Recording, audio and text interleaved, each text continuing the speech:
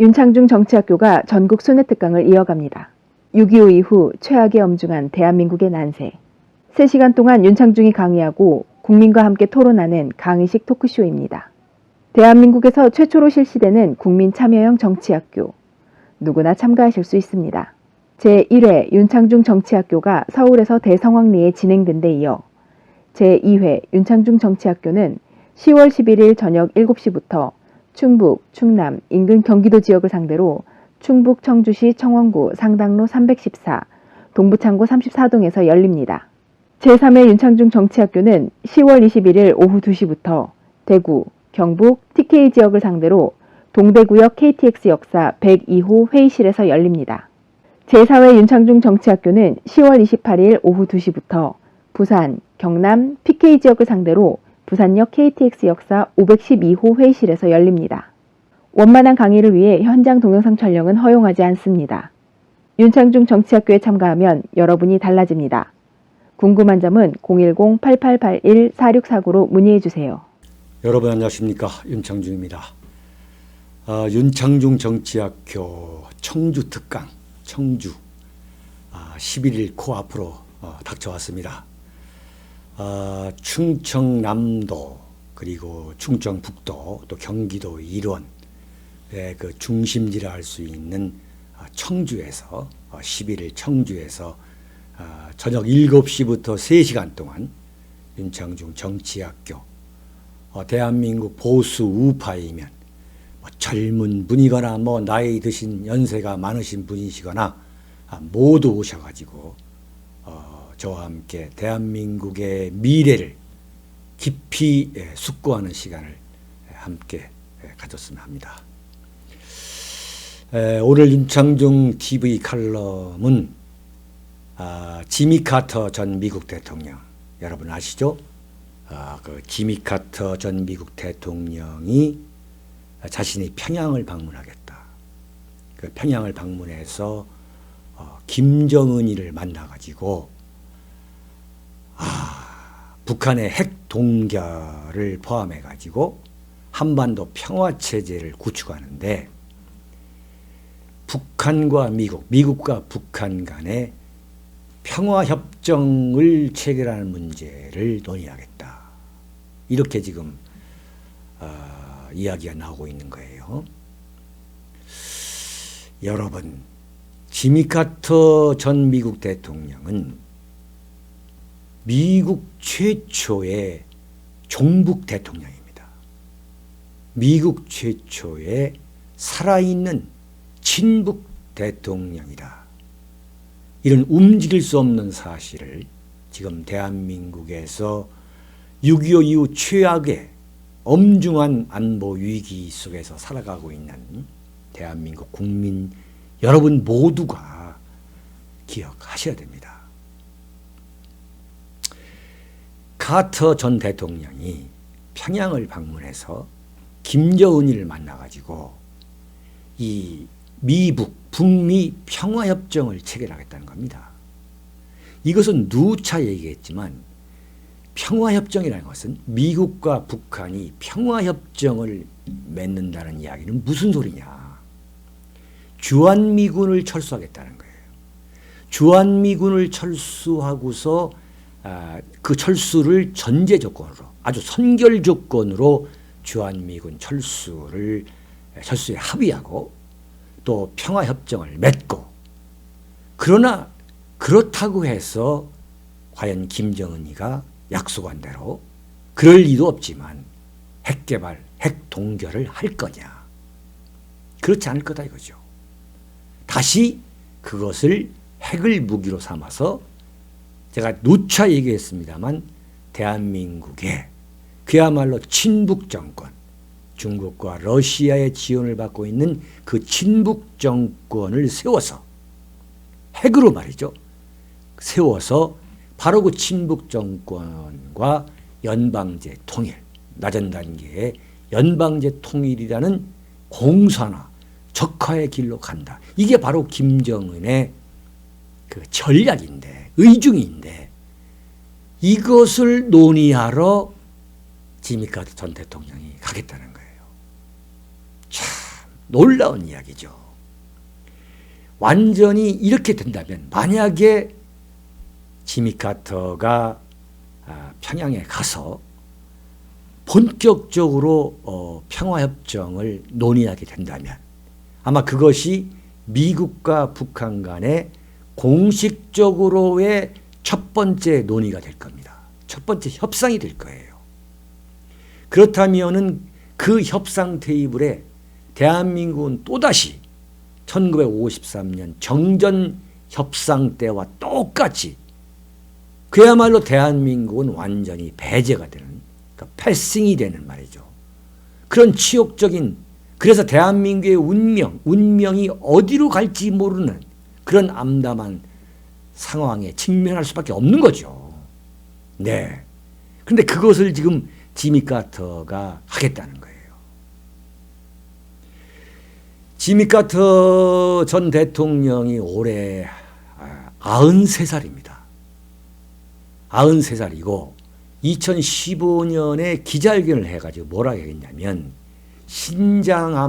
암세포, 신장 안에, 신장이죠. 기드니, 그 콩팥, 그 신장 안에 암세포 제거 수술을 했는데 그 암세포가 뇌로 전이됐다. 이게 지금 2015년 8월 20일 기자회견 내용입니다. 93세의 참 그야말로 신장암 수술 환자이고 그 머리에 암세포가 커가고 있는 그런 사람이 병석에서 벌떡 일어나가지고 지금 평양을 가겠다는 겁니다. 왜 가느냐? 이 양반이 1977년에 미국 대통령 선거에 출마하면서 한 해 전인 1976년 그 대선 선거 공약으로 한반도에 주둔하고 있는 주한미군을 철수하겠다라는 공약을 내세웁니다. 그래가지고 당시에 대한민국은 물론이고 전 세계를 깜짝 놀라게 합니다. 왜 그러냐면 1976년이라 한다면 1975년에 월남이 월맹에 의해서 패망한 거 아니겠습니까? 월남이 월맹에 의해서 패망한 지 불과 1년 정도 되는 그 시점에서 미국 대통령 후보, 민주당 대통령 후보가 주한미군 철수를 주장하는 겁니다. 그 논리는 뭐냐면 주한미군이 북한을 자극한다는 거예요. 북한을 자극한다는 거예요. 북한의 남침, 북한의 무력 도발을 지키기 위해서 주한미군이 주둔한다는 그 첫 번째 목표를 이 양반이 지금 간과한, 이 소위 말하는 몰라서가 아니라 완전히 북한의 입장에서 주한미군이 한반도에 주둔하기 때문에 북한이 자극을 받는다는 그런 그야말로 북한 논리를 그대로 복사한 그러한 대선 공약을 내놓습니다. 그게 1976년입니다. 그렇다면 지금 1976년, 지금 2017년이니까 지금 40년이 흐를 거예요. 그야말로 40년 동안 자신이 필생의 염원, 필생의 야심으로 생각해온 주한미군 철수를 이루겠다는 거죠. 그 왜 그러냐면 지금 주한미군 철수를 거론하면 대한민국 국민들이 극도로 민감하게 받아들이지 않겠습니까? 극도로 민감하게 반응하겠죠. 그러니까 지금 그 얘기는 빼놓고서 지금 제대로 의미가 전달되지 않는 그야말로 미국과 북한 간의 평화협정을 체결했다는 거예요. 미국과 북한 간의 평화협정을 체결한다면 그건 당연히 주한미군이 철수하는 겁니다. 주한미군이 나가는 거예요. 눈 가리고 아웅하는 겁니다. 그래서 만약에 카터가 평양에 간다면 제가 볼 때는 김정은으로서는 정말 쌍수를 들어서 환영할 경사죠. 경사가 난 거죠.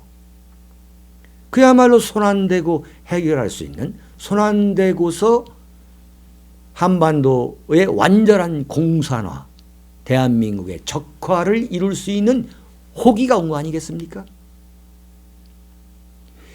만약에 문재인 공화국이, 문재인 세력이 지미 카터와 서로 짜고 치는 고스톱처럼 해가지고 미국과 북한의 평화협정 체결, 그 논의가 진척이 되게 한다면 이것은 바로 대한민국 적화를 향한, 그 대한민국 적화라는 최종 목표를 향한, 그 목표를 이루겠다는 김정은의 야심을 채워주는 그런 지름길이 되는 거예요. 이거 불을 보듯 뻔한 겁니다. 자, 지미 카터는 미국 최초의 종북 친북 대통령이다. 그가 1976년 미국 대선 공약으로 내세운 거, 그것을 지금 40년 만에 이루려고 한다 이거예요. 그런데 문재인 대통령 문재인 씨의 베를린 선언이 뭡니까? 바로 한반도 평화협정 체제를 만들겠다는 거 아니겠습니까? 김대중이나 노무현이나 미국한테 늘 얘기했던 거예요. 미국이 북한을 인정하라. 그리고 북한이 바라는 평화협정 그거 맺어라. 이게 바로 좌파 정권의 대북 정책 아니었습니까? 그걸 좀 이어받고 있는, 유은 정치로 이어받고 있는 그 문재인 씨의 이른바 베를린 선언이라는 거. 거기에도 명확하게 들어있습니다. 한 가지의 그 항목이. 정말 어떡하려고 이러는 거예요. 정말. 아주 노골적으로 이야기를 하든지 말이죠. 도대체 대한민국의 안보, 대한민국이라는 국가를 도대체 어디로 끌고 가려고 하는지. 제가 걱정하는 건 뭐냐면 이 카터가 생각하고 있는 지금 방북, 카터가 김정은을 만나가지고 지금 북미 평화협정 체계 문제, 그리고 북한의 핵 동결을 포함한 한반도 평화체제, 한반도 평화체제라는 거예요. 이것을 논의하겠다는 그 배경에 제가 추론을 하겠습니다. 미국에 있는 이른바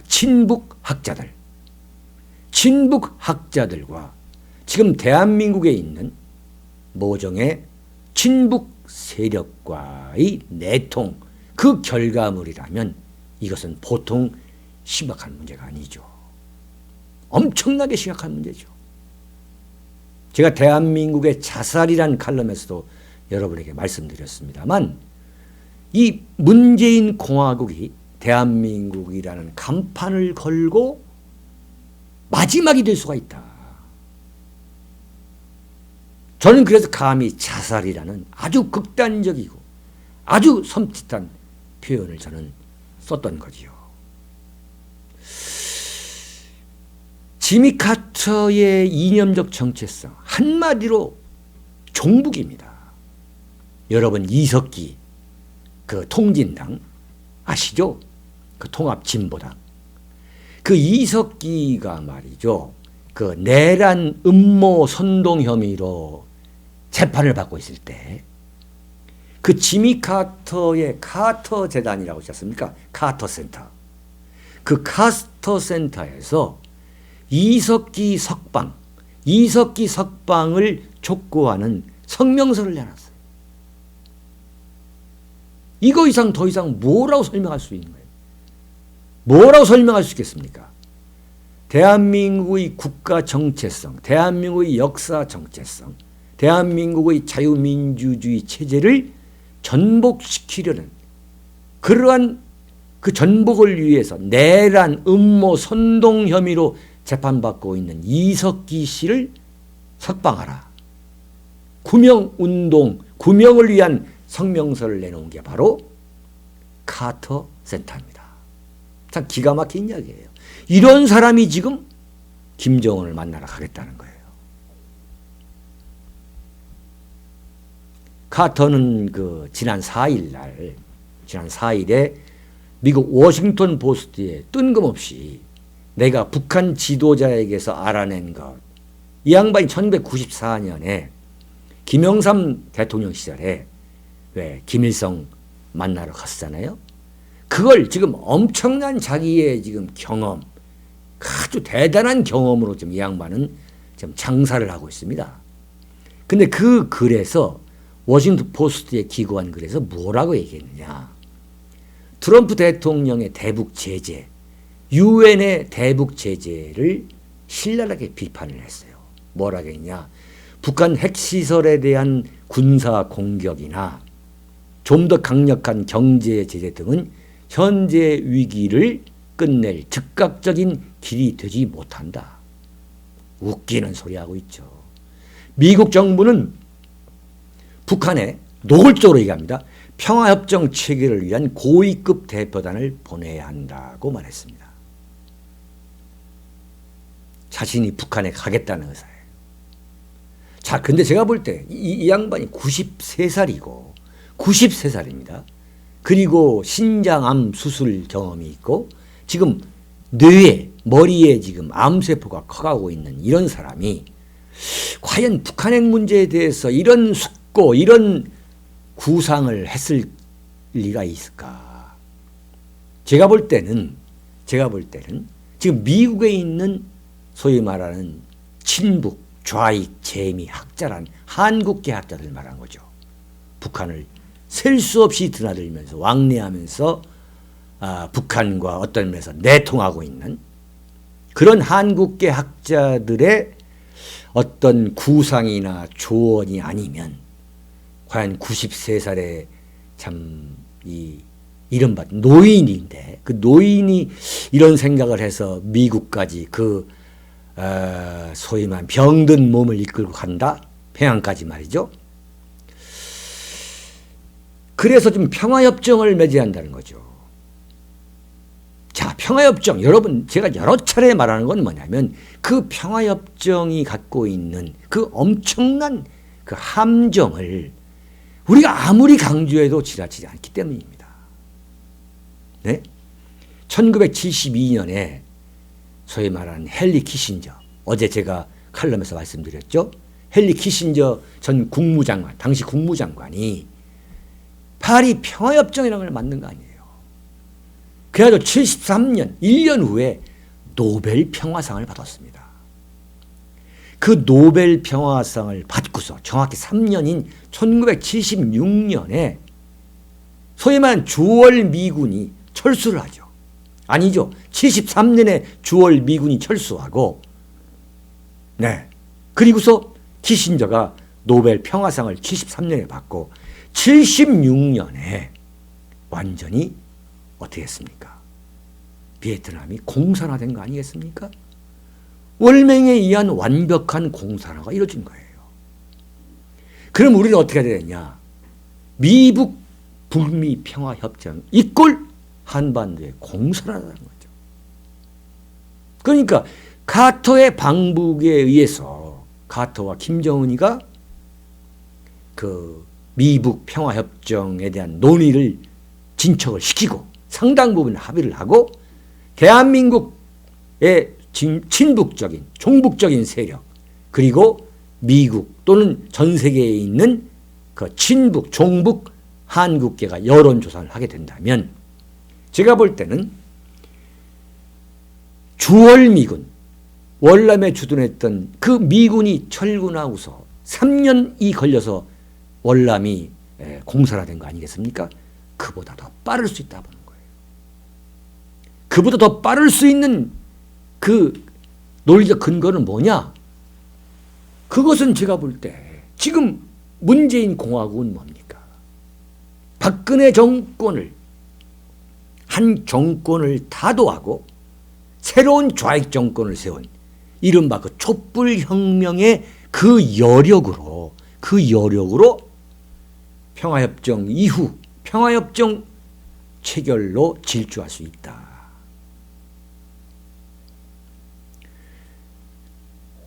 대통령 문재인 씨가 2012년이죠.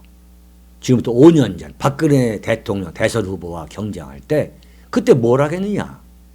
나의 꿈은 내가 정권 교체를 해서 김대중, 김정일 간에 맺은 낮은 단계의 연방제 통일을 이루는 게 나의 꿈이라고 그랬어요. 자, 그런 소리 요즘 안 하고 있습니다. 지난번 대선에서도 그런 소리를 안 했어요. 왜냐? 보수 우파의 저항, 또한 중도층의 이탈, 저항, 반발을 살 수 있다는 그 전략 때문에 그렇지만은 실제적으로 백낙청, 소위 좌파의 그 아주 그 거들어갈 수 있는 그 백낙청 교수라는 사람이 쓴 2013년 체제라는 책을 보면 당시 2012년에 내놓은 겁니다. 문재인 씨가 2013년에 대통령이 되면 한반도를 어떤 식으로 통일하겠다는 그 구상이 나옵니다. 최종 목표가 낮은 단계의 연방제 통일입니다.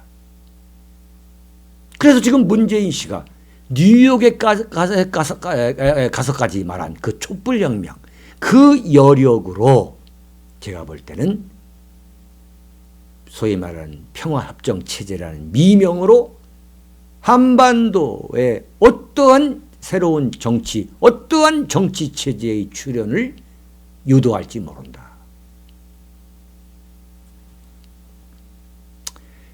카터가 현재로서는 주한미군 철수에 대해서 언급하지 않습니다. 왜냐? 아까 말씀드린 대로 대한민국 국민들이 엄청나게 그 예민하게 반응할 것이기 때문이긴 합니다만 평화협정 체제라는 건 말이죠. 기본적으로 주한미군 철수를 전제하지 않고서는, 그러니까 한반도에 주한미군이 없이는, 주한미군을 그대로 주둔시킨 상태에서는 평화협정이라는 것은 그 자체가 성립될 수 없는 겁니다. 그러면 평화협정을 맺으면서 주한미군이 철수하고 그러면서 공산화가 된다는 것은 이건 뭐 누구나 상상할 수 있는 겁니다. 바로 그 평화협정이라든 그러한 이른바 언어 혼란, 그 미사 여구에 우리가 지금 속아가고 있다. 지금 대한민국이 너무나 어려운, 이거야말로 전쟁보다 더 심각한 안보상의 위기다. 저는 이렇게 보고 있습니다. 자, 카터라는 사람은 어떤 사람이냐? 앞에 말씀드리겠지만 1976년 11월에 주한미군 철수를 대선 공약으로 내세웠어요. 제가 본격적으로 한번 설명을 드리겠습니다. 완전히 어떻게 됐냐? 당시에 박정희 대통령은 이 한반도 안보, 대한민국의 안보를 흔들려는 두 사람하고 싸웁니다. 그게 하나가 카터고 하나가 바로 김일성이에요. 김일성으로서는 말이죠. 그 월남 패망을 그 목격한 그 김일성으로서는 얼마나 반가운 일이겠습니까? 카터의 집권, 카터가 백악관의 주인이 된 것은 정말 이루 말할 수 없는 호기인 거죠. 남조선 공산화의 그게 바로 눈앞에 다가온 거예요. 그걸 놓칠 리가 없죠. 그래서 어떻게 되냐? 77년도, 1977년도입니다. 1977년도에 이 대통령 선거에서 이제 카터가 당선됐을 때, 그때 카터가 그 자기 고향, 자기 플레인스, 자기 고향 그 땅콩 농장에 가서 있습니다. 그때에 당시에 그 김일성과 파키스탄의 알리 부토 대통령이 아주 그 친밀한 관계였어요. 그래가지고 그 알리 부토 파키스탄 대통령을 통해서 친서를 보냅니다. 어떻게 보냈냐? 평화협정을 체결하자. 그리고 남조선은 폐지하자. 이런 걸 보내는 거예요. 플레인스 그 땅콩 농장에 있는 그 카터에게, 카터가 취임하기, 백악관에 오기 전에, 취임하기 전에 그런 편지를 보내는 겁니다. 그리고 또 파키스탄 그 대사관을 통해 가지고 거기에서도 어떻게 됐냐? 외무장관 허담이 말이죠. 파키스탄 주재 미국 대사관을 통해서 김일성의 메시지를 보냅니다. 자, 한반도에서는 절대 무력 도발하지 않고 평화 통일하겠다. 평화 통일? 정말 말도 안 되는 그야말로 언어의 유의 아니겠습니까? 그러면서 한국을 배제하고서 미국과 직접 협상을 하자. 정말 박정희 대통령으로서는 정말 고군분투한 겁니다. 그래서 카터가 주한미군 그 철수 계획을 끝내 포기하지 않고 결국은 일부를 철수시키다가 나중에 의회가 너무너무 반대하니까 결국은 완전 철수까지 이루어지는 못합니다만, 그래서 카터가 말이죠, 1979년입니다. 6월 29일부터 7월 1일까지, 그러니까 박정희 대통령이 1979년 10월 26일 중앙정보부장 김재규의 손에 의해서 시해되지 않습니까? 그러니까 한 3개월 전에 카터가 대한민국 서울에 옵니다. 그래가지고 박정희 대통령하고 정상회담을 해요. 정말 미국 대통령과 대한민국 대통령이 본격적으로 붙은 정말 최악의 한미동맹이 최악의 상황으로 악화된 계기였죠. 한미동맹이 최악이었습니다. 그 장본이 누구냐? 카터인 거예요. 카터는 북한 김일성의 그 인권 탄압, 이것을 문제 삼은 게 아니라 박정희 대통령의 유신체제의 인권을 가혹하게 문제 삼은 거예요. 그러면서 주한미군 철수하겠다.